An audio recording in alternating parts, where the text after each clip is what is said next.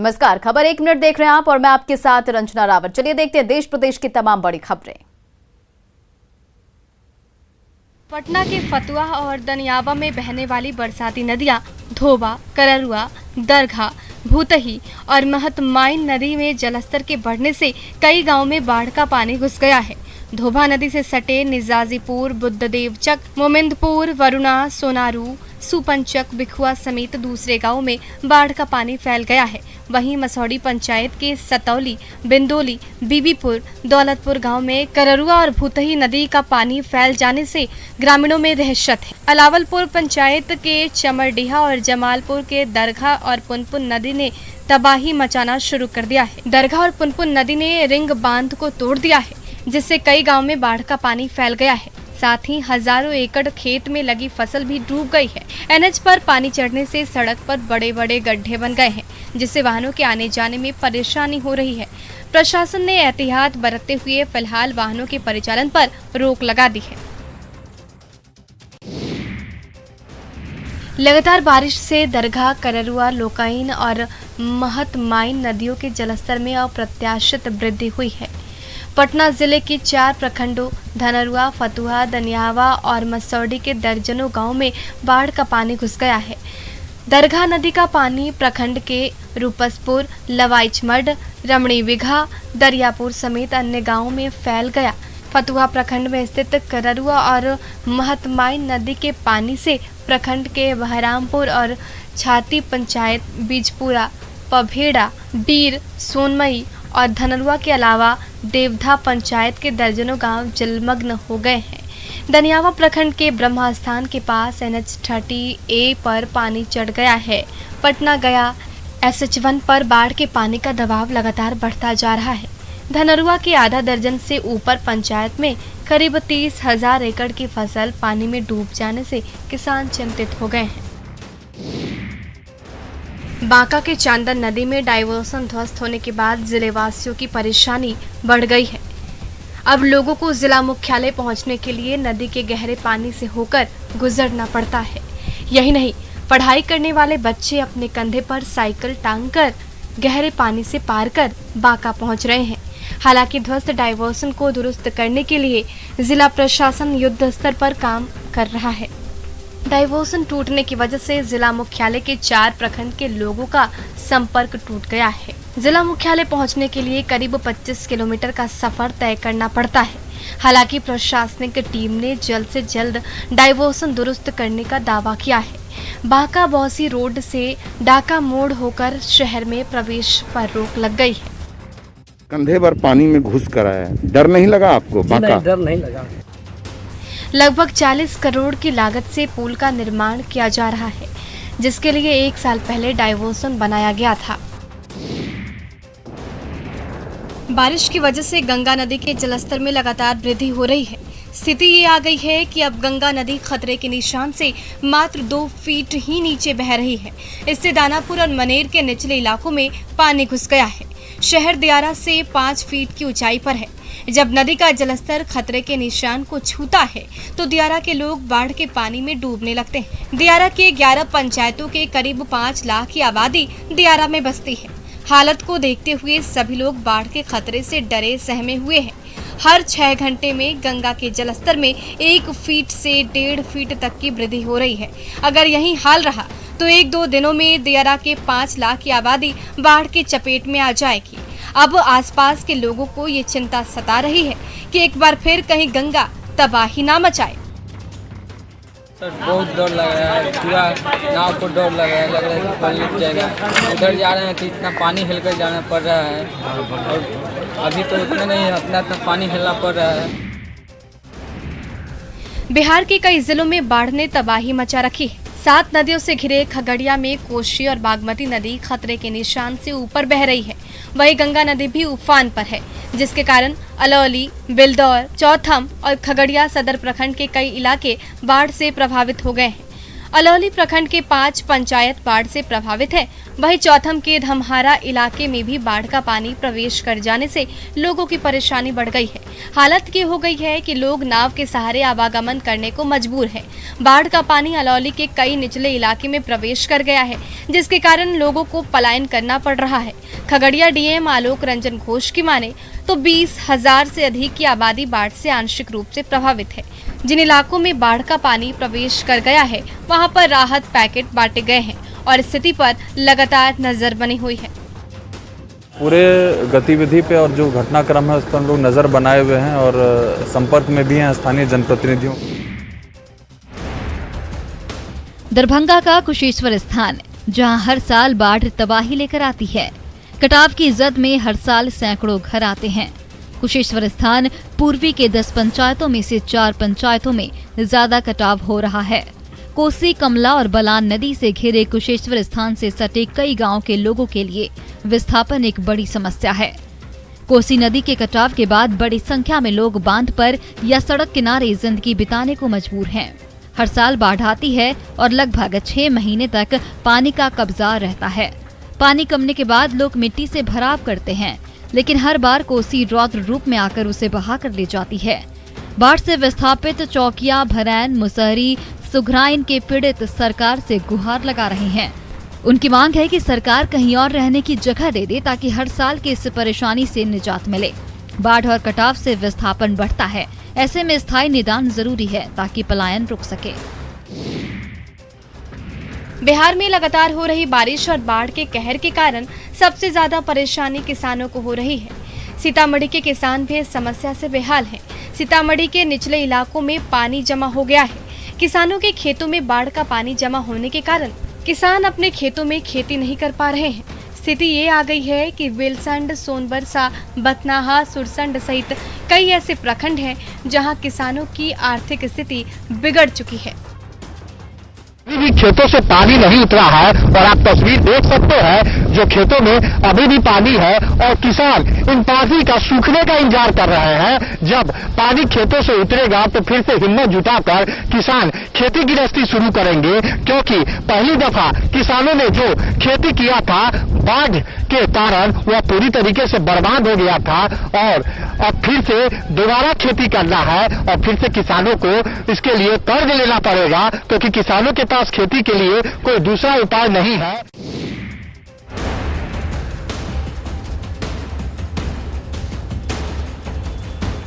मुजफ्फरपुर में भीषण सड़क हादसे में बीएसएफ के डिप्टी कमांडेंट समेत ड्राइवर की दर्दनाक मौत हो गई थी। हादसे का सीसीटीवी फुटेज सामने आया है।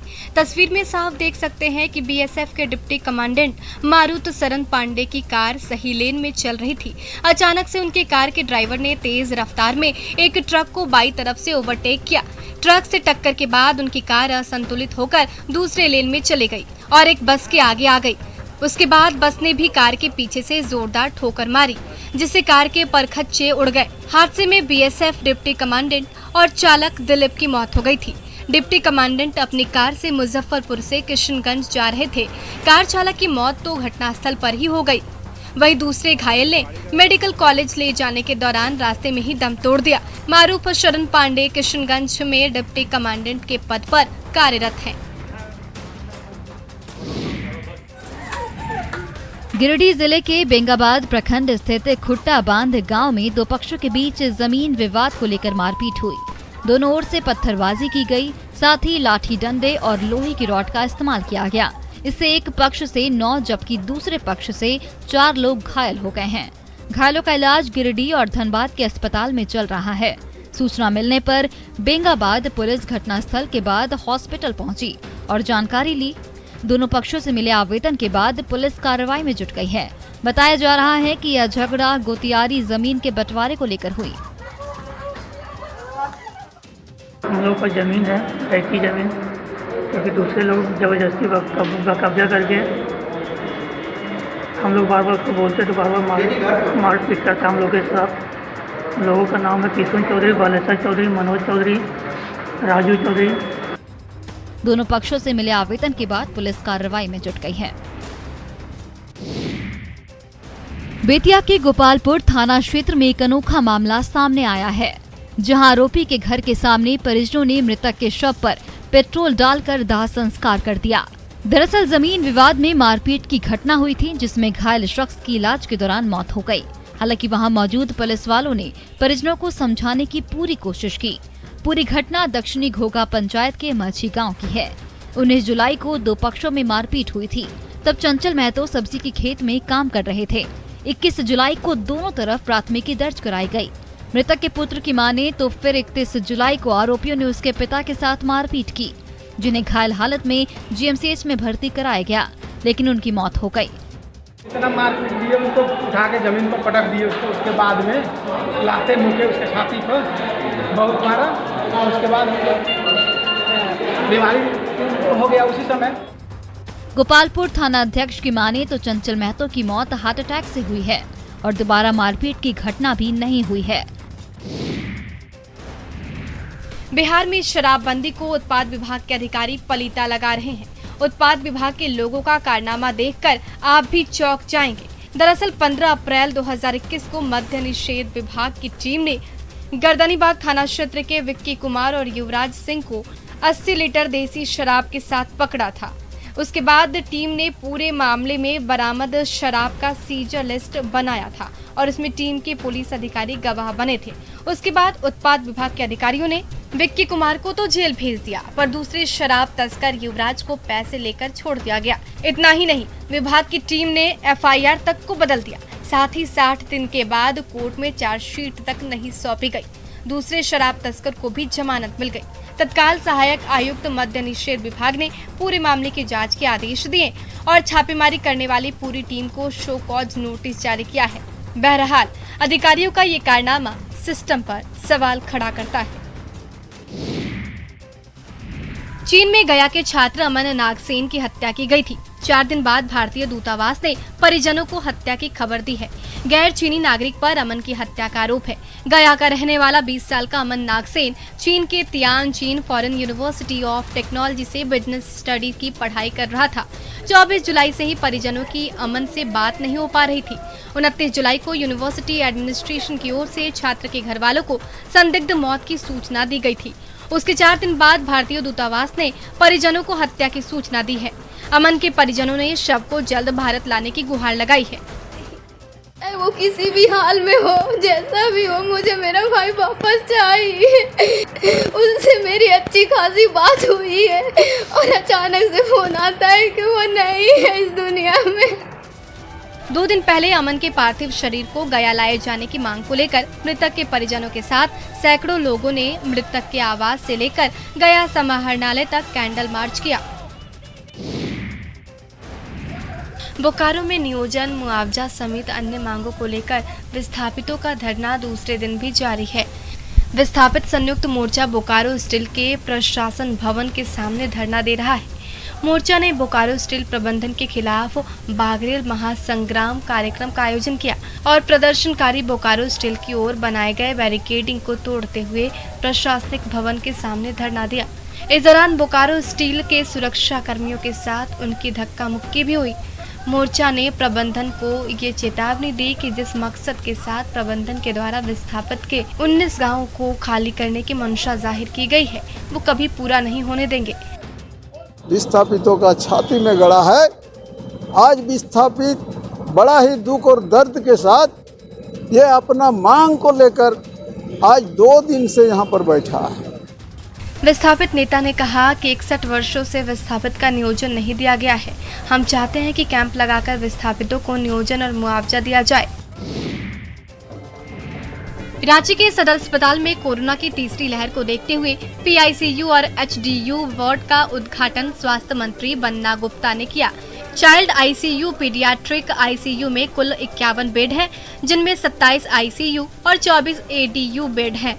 इनमें सभी आधुनिक सुविधाएं उपलब्ध हैं। बच्चों के लिए अतिरिक्त एचडीयू की स्थापना की गई है, जिसमें बच्चों के इलाज की समुचित व्यवस्था के साथ मनोरंजन और बेहतर माहौल के लिए प्लेग्राउंड और खिलौने की व्यवस्था है। उद्घाटन के मौके पर स्वास्थ्य मंत्री ने बताया कि सरकार गंभीर है ताकि कोविड की तीसरी लहर में लोगों को परेशानी का सामना नहीं करना पड़े। आम जनता को राहत भी दे रहे हैं, इसलिए देखिए सारी व्यवस्थाओं को हम लोग मूल्यांकन कर रहे हैं और आप बेफिक्र रहिए कि राज्य की जनता को चिंता करने की जरूरत नहीं है। दरअसल दूसरे चरण के दौरान लोगों को परेशानियों का सामना करना पड़ा था। सरकार नहीं चाहती कि फिर वैसे ही हालात पैदा हो। कृषि और खेती को बढ़ावा देने के लिए कई कृषि तकनीक का इस्तेमाल जारी है। सिमडेगा के बास पहाड़ में भी सोलर लिफ्ट इरिगेशन सफलता की नई कहानी रच रहा है। यहाँ करीब 100 एकड़ खेत की सिंचाई सोलर लिफ्ट इरिगेशन के जरिए हो रही है। बुधवार 4 अगस्त को झारखंड सरकार के कृषि मंत्री बादल पत्रलेख यहाँ पहुंचकर सिंचाई की नई विधि का निरीक्षण करेंगे और किसानों का उत्साह बढ़ाएंगे। बांस बहार में सोलर आधारित लिफ्ट इरिगेशन के जरिए सिंचाई की सुविधा दी गई है। इलाके के करीब 50 किसान करीब 100 एकड़ भूमि पर बहुफसलीय खेती करते हैं और योजना के 0 कॉस्ट पर सिंचाई सुविधा मिलने से किसानों को हर महीने प्रति एकड़ 15 से 20 हजार रुपए की आमदनी हो रही है। वो सबका सब्जी लोग लगा रहे हैं तो एक साल में 3 से 4 बार फसल लोग ले रहे हैं, तो 10 से 15 हजार रुपये एकड़ का कमाना कोई कठिन नहीं है, आसानी से कमा रहे हैं हम लोग। सबसे बड़ा फायदा ये हो रहा है कि अब लोग खेती की ओर आकर्षित हो रहे हैं, जिससे पलायन पर रोक लग पाएगा। भागलपुर के सुल्तानगंज से हैरान करने वाली तस्वीर सामने आई है, जहां एक लड़की ने अपने करियर के लिए अपनी शादी तोड़ दी। करीब 1.5 महीने पहले विधि विधान के साथ लड़की की शादी हुई थी, पर अपनी पढ़ाई जारी रखने के लिए लड़की ने शादी तोड़ दी। सबसे दिलचस्प बात है कि लड़की के इस निर्णय पर ग्राम पंचायत ने अपना फैसला भी उसी के पक्ष में दिया। अब पूरे इलाके में इस फैसले की चर्चा हो रही है। आपको बता दें कि सुल्तानगंज की नेहा पढ़ लिख कर अपना करियर बनाना चाहती थी, लेकिन शादी के बाद घर की चारदीवारी के बीच रहने के लिए वो मजबूर थी। पिता ने उसकी शादी करा दी और ससुराल वाले उसे पढ़ाई करने से रोकते थे, जिसको देखते हुए सरपंच ने फैसला सुनाया कि दोनों पक्ष अब अलग अलग अपनी रजामंदी से रहेंगे। नेहा ने बताया कि अब उसे पढ़ने का मौका मिलेगा, वो IIT करना चाहती है। वही पढ़ाई के लिए रिश्ता वो पढ़ना चाहता था और ससुराल वाले इसको पढ़ाना नहीं चाहते थे। मैं इसी की वजह से इतना बड़ा कदम उठा लिया वो, और इसी कारण से वो अपना चली गई। जैसे रिश्ता टूटा। और फिलहाल इस बुलेटिन में इतना ही। बने रहे न्यूज़ 18 बिहार झारखंड के साथ।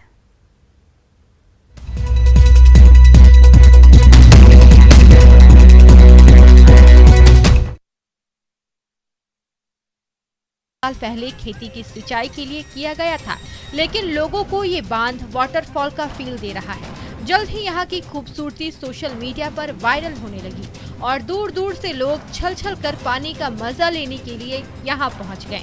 क्या है कि फेसबुक में ये काफ़ी वायरल हो रहा था, इसीलिए आज हम लोग प्रोग्राम बना करके यह देखने के लिए आए कि इसमें हम लोग कहाँ तक क्या कर सकते हैं। स्थानीय लोगों ने इस स्थल को पर्यटन स्थल के रूप में विकसित करने की मांग की है, ताकि लोगों को बुनियादी सुविधाएं मिल सके। रामगढ़ में जलस्तर घटने के बाद पतरातू डैम के 4 में से 2 फाटक को बंद कर दिया गया। एक फाटक को रविवार की सुबह 6 बजे बंद किया गया, जबकि दूसरा फाटक सुबह 8:15 बजे बंद किया गया।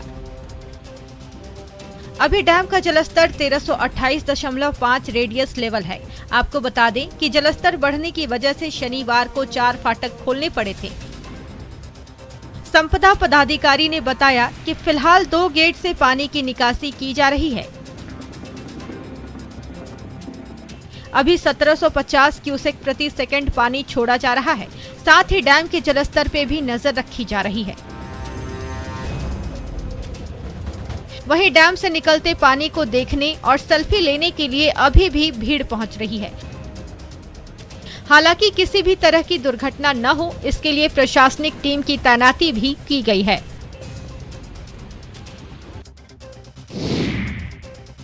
गिरिडीह का निमिया घाट का बाजार पानी में डूब गया। वहीं डुमरी बेरमो मार्ग पर गुरुटांड का डाइवर्जन पूरी तरह पानी में डूब गया, जिससे गाड़ियों का आना जाना बंद है। यहाँ रात में तेज बहाव के दौरान डाइवर्जन पार करने की कोशिश में एक युवक बाइक सहित बह गया था। हालांकि मौके पर मौजूद लोगों ने तत्परता दिखाते हुए उसकी जान बचाई।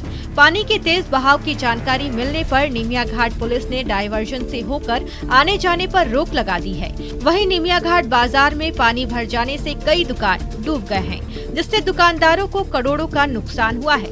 लोगों ने पानी निकासी के इंतजाम करने की मांग की है। रोड बन रहा था तो सरकार को ये निर्णय लेनी चाहिए कि कि गटर की व्यवस्था की जाए, पानी निकासी कहाँ हो। अब पूरा अनुमंडल से लेकर के यहाँ तक का सारा पानी एक ही जगह इकट्ठा हो रहा है। 3 दिनों से लगातार हो रही बारिश से गिरिडीह में डुमरी के लोग बेहाल हैं। यहाँ के लोगों की परेशानी बढ़ गई है।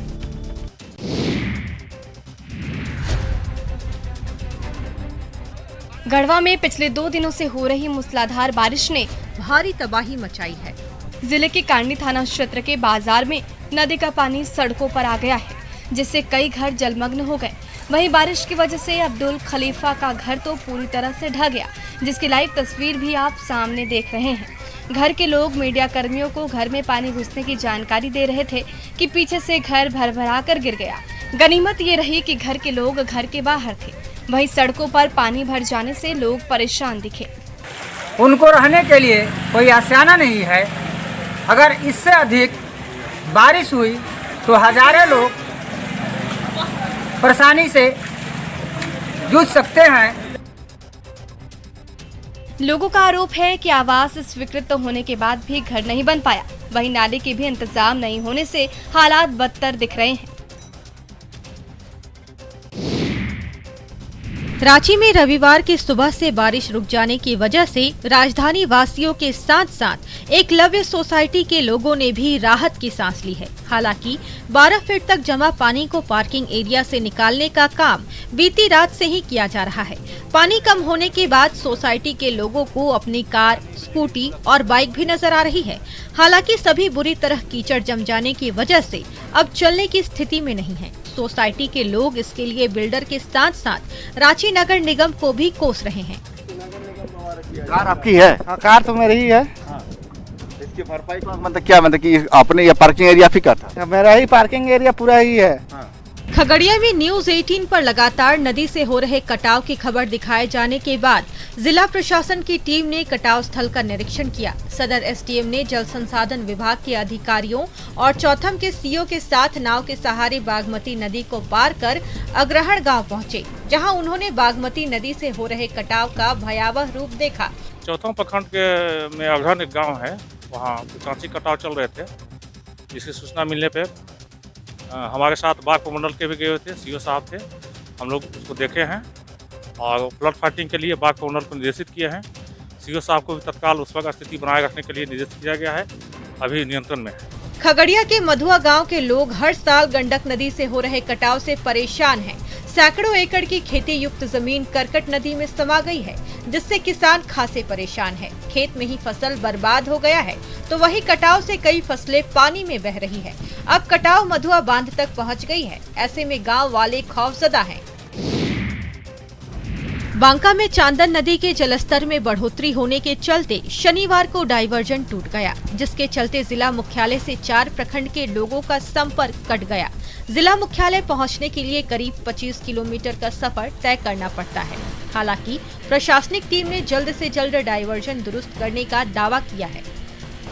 डायवर्जन पानी के तेज धारा में बह गया, जिससे बांका बौसी रोड से डाका मोड़ होकर शहर में प्रवेश पर रोक लग गई है। जिला प्रशासन की ओर से पाइप देकर ठीक किया जा रहा है। लगभग 40 करोड़ की लागत से पुल का निर्माण किया जा रहा है, जिसके लिए 1 साल पहले डायवर्जन बनाया गया था। लेकिन लगातार हो रही बारिश के कारण अत्यधिक पानी के दबाव से डायवर्जन कट गया। इस कारण लोगों का आना जाना भी बंद हो गया है। फिलहाल भागलपुर से बांका शहर जाने के लिए अभी अमरपुर का रास्ता है। बांका बौसी रोड से अगर आप बांका शहर जाना चाहते हैं तो आपको पुनसिया के पास बाईपास का सहारा लेना पड़ेगा। आपदा और विपदा में स्वतः ही भगवान की याद आती है। खासकर ग्रामीण इलाकों में लोग कष्ट से छुटकारा हो या फिर मन्नत, भगवान को याद करते हैं। फिलहाल बाढ़ की वजह से लोगों की परेशानी बढ़ी हुई है। खगड़िया के मधुआ गांव के लोग भी कई सालों से गंडक के कटाव का दंश झेल रहे हैं। कटाव की वजह से ग्रामीणों की सैकड़ों एकड़ जमीन नदी में समा गई है। ग्रामीण कटाव रोकने के लिए प्रशासन से कई सालों से गुहार लगा रहे हैं, लेकिन जब प्रशासन से कोई मदद नहीं मिली तो ग्रामीण थक हार कर भगवान की शरण में गए। सैकड़ों ग्रामीणों ने कटाव रोकने के लिए नदी किनारे पूजा पाठ करवाया।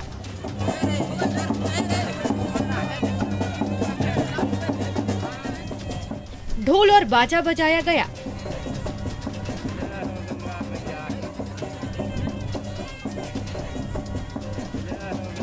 कटाव रोकने के लिए नदी के बीच में खस्सी फेंक कर चढ़ाया गया। बस भगवान और नदी से यही दुआ मांगी गई कि अब बस करे। उत्तर बिहार में बाढ़ का पानी लोगों के लिए परेशानी बना हुआ है। कई जिलों के लोग बाढ़ से त्राहिमाम कर रहे हैं, तो दूसरी तरफ किशनगंज के बहादुरगंज में छलका बांध पर बह रहा पानी लोगों को लुभा रहा है। बहादुरगंज के बांसबाड़ी में छलका बांध लोगों के लिए मनोरंजन का केंद्र बना हुआ है। बड़ी संख्या में दूर दूर से आए लोग यहाँ पानी में वाटरफॉल का आनंद